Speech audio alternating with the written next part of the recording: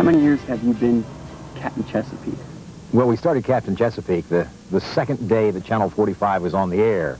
The only reason it was the second day is because it was a Sunday when we went on the air, which was April 7th of '71. The management at Channel 45 had the idea they wanted to do some kind of a young people's program and call it Captain Chesapeake. Now, I had been doing a very similar show in another market, so it was a matter of bringing my sea monster to the Chesapeake Bay, Mondy the Sea Monster, and making him feel at home here. And we practically did pretty much the same show, only from the Chesapeake Bay. Of course, everybody here is so water-oriented, and it's a shame not to be with, what, 10,000 miles of coastline in Maryland. So it was just a natural to do a water-oriented program. Why has TV 45 excelled for so many years as the premier broadcaster to children? Well, obviously, some of it is management decisions that, in the selection of the programs that are on. I think another thing, too, I think it's because we don't talk down to kids.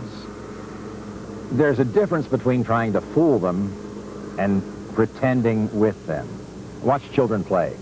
They imagine, they pretend, they can pretend this is a skyscraper, they can pretend this is the Queen Mary, they can do anything they want to do. And we pretend with them. And there's a fine line between pretending with them and trying to fool them. You know, I compare it to the adult who watches a John Wayne movie. He knows intellectually that John Wayne isn't being shot at with real bullets. Intellectually, he knows this, but he doesn't want to be reminded of it in the middle of watching the movie.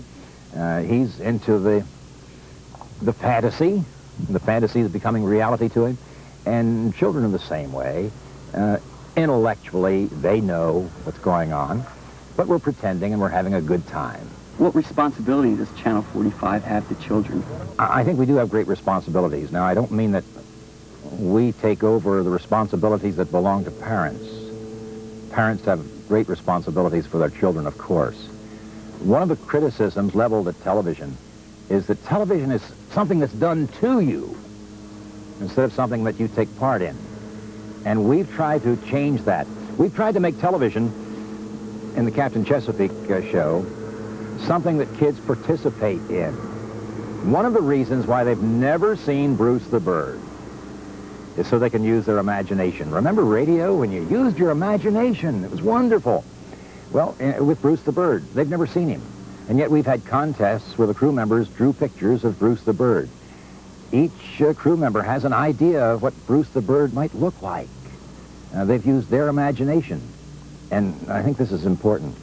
So they participate in the program intellectually and in a fun way, and they send in the riddles, and it's their program. It doesn't belong to the station anymore. It doesn't belong to me. It belongs to the crew members, and that's important. Mm-hmm. Why can you trust Captain Chesapeake?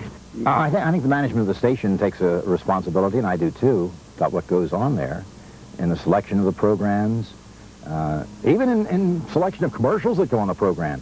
There are certain commercials that they just won't accept. There are certain movie commercials that you can't run on Channel 45 in certain hours. And this is not something that we're doing to gain a halo. It's something we should do. It's our responsibility.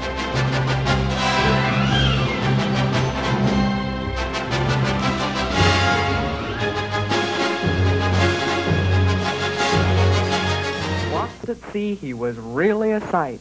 He swam and swam till he thought he'd die, when a wondrous sight appeared to his eye, a derelict boat that saved his life and put an end to his watery strife. Ahoy, crew members! Welcome aboard! This is Captain Chesapeake, and right now, let's start the fun!